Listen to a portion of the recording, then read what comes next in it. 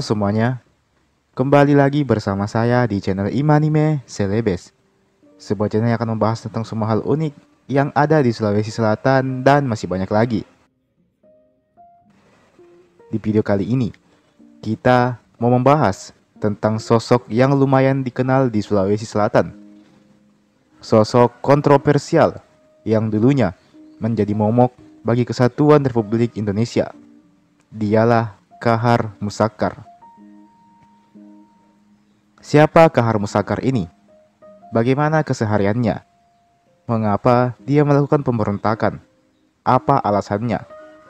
Semuanya akan kita bahas di video kali ini.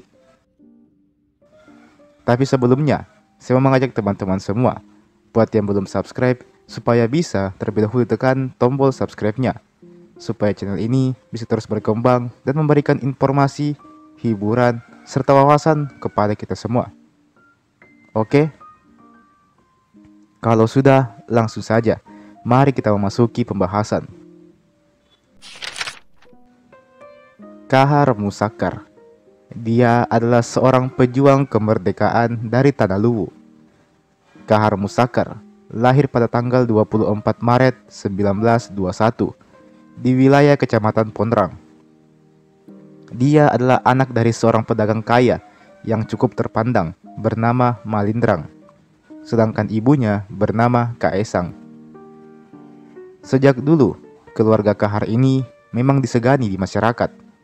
Alasannya, selain karena kekayaannya, keluarga ini juga dikenal sebagai keluarga yang pemberani.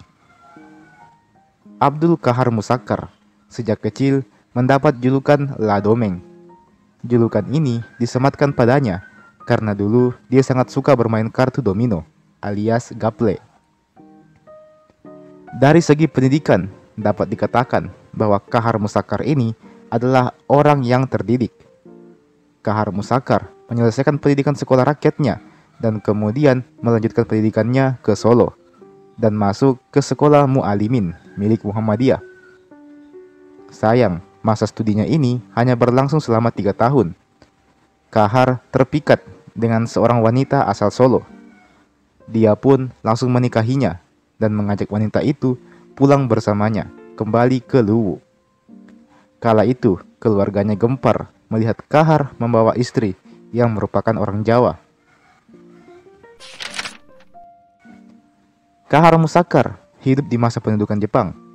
Kahar adalah salah satu orang yang menganggap bahwa kedatangan Jepang bisa membawa kemerdekaan bagi Indonesia. Kahar Muzakar pernah nekat bersepeda dari wilayah Pondrang di Luwu ke wilayah Rapang hanya untuk menemui pemimpin pasukan Jepang yang ada di sana. Kahar pun bekerja sebagai pegawai Nippon Dohopo milik Jepang yang ada di Makassar. Sayangnya hal itu tidak berjalan mulus.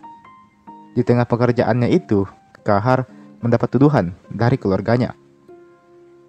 Kahar dituduh sebagai pemicu dari permusuhan kalangan kaum bangsawan Luwu. Akhirnya, mau tidak mau, Kahar pun dikenai hukuman adat, yakni Ri Paupangi.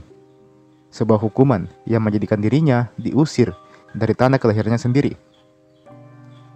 Kahar yang kecewa pun memutuskan untuk pergi ke Solo. Di Solo, dia mendirikan usaha dagang bernama Usaha Semangat Muda. Usahanya terbilang sukses. Dia berhasil meluaskan usahanya itu hingga ke Jakarta. Di Jakarta, dia mendirikan toko Luwu. Toko ini juga kerap kali digunakan oleh Kahar untuk mengadakan pertemuan politik. Setelah masa kemerdekaan, Kahar aktif sebagai aktivis. Dia mendirikan Gerakan Pemuda Indonesia Sulawesi, yang kemudian berubah menjadi Angkatan Muda Indonesia Sulawesi. Gerakan ini juga masuk ke dalam bagian dari organisasi API, Angkatan Pemuda Indonesia. Sosok Kahar bukanlah sosok biasa.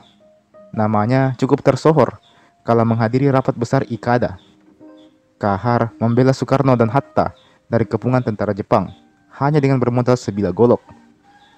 Atas aksinya itu, Kahar pun semakin mencuat ke permukaan.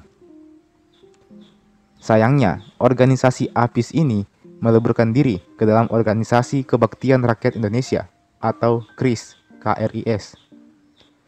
Kahar sejak awal sudah menunjukkan ketidaksetujuannya dengan visi misi pergerakan tersebut. Meski begitu, Kahar bersama dengan KRIS ini sempat juga membebaskan 800 orang tahanan di Nusa Kambangan, di mana sebagian besar tahanan itu adalah orang-orang Bugis dan Makassar. Kahar kemudian mendapat jabatan sebagai Komandan Persiapan Tentara Republik Indonesia di Sulawesi. Sayangnya, kiprahnya tak berjalan mulus. Kahar mulai tersingkir dan kalah bersaing dengan perwira-perwira lain yang memang punya background militer. Kahar menjadi perwira tanpa jabatan. Kahar merasa tak dihargai perjuangannya, dan perjuangannya seolah sia-sia. Suatu ketika, Kahar mendapat misi ke Sulawesi Selatan, kampung halamannya. Dan itulah terakhir kalinya Kahar terlihat. Dia memutuskan untuk tidak lagi kembali bersama Angkatan Perang Republik Indonesia. Dia merasa bahwa perjuangannya masih terus berlanjut. Hanya saja dia harus menempuh dengan jalannya sendiri. Puncak kekesalan Kahar terhadap pemerintah Soekarno terjadi saat Soekarno menolak masyarakat Bugis dan Makassar untuk bergabung dengan Angkatan Perang Republik Indonesia dalam suatu kesatuan mandiri bernama Hasanuddin. Kahar yang mendengar hal itu pun semakin geram. Hingga pada akhirnya, pada tanggal 7 Agustus, Kahar mendeklarasikan diri menjadi bagian dari Darul Islam Tentara Islam Indonesia yang disingkat DITII. Kahar Musakkar menjadi salah satu tokoh yang melancarkan pemberontakan kepada pemerintahan Soekarno.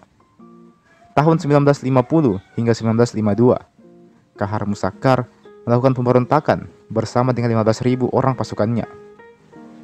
Pasukan DITII nampak dominan di awal, namun seiring berjalannya waktu, kekuatan mereka semakin melemah. Kahar bersama dengan anggota-anggotanya memutuskan untuk bersembunyi di hutan belantara. Di dalam hutan itu ikut pula istri-istri dari Kahar Musakkar yang bernama Siti Hami, Korri Panstenus, Siti Rawe, dan Siti Hudaya. Pada akhirnya, pemberontakan Kahar Musakkar yang dilandasi dengan semangat Islam ini mendapati kebuntuan. Puncaknya ketika tanggal 3 Februari 1965, bertepatan dengan Hari Raya Idul Fitri, Kahar Musakkar tewas tertembak di tangan Kopral Sadeli. Kahar Musakkar tertembak di tepi sungai Lasolo. Kematian Kahar membuat para pasukannya kehilangan semangat juang. Akhirnya, satu persatu dari mereka pun menyerah. Istri-istri Kahar Musakkar juga menyerahkan diri. Bersamaan dengan ini, maka berakhirlah sudah perjuangan seorang Kahar Musakkar. Dan teman-teman, itulah tadi kisah singkat Kahar Musakkar dengan perjuangannya. Saya berencana mau mengupas lebih lanjut tentang sosok Kahar Musakkar ini, tentang ideologinya, tentang alasan yang melatar belakangi tindakannya, dan masih banyak lagi aspek-aspek menarik yang saya rasa bisa kita teliti dari kisah Kahar Musakkar ini. Namun bahasan itu akan saya simpan, mungkin di beberapa video saya ke depan. Olehnya itu, jangan lupa untuk like ini video. Jangan lupa juga untuk share ini video ke teman-teman yang lain. Dan jangan lupa juga untuk subscribe ke channel ini. Nyalakan juga loncengnya, supaya tidak ketinggalan kalau ada video baru yang saya upload di channel ini. Oke, terima kasih banyak sudah menonton sampai habis. Dan sampai jumpa. Sampai bertemu lagi di video berikutnya.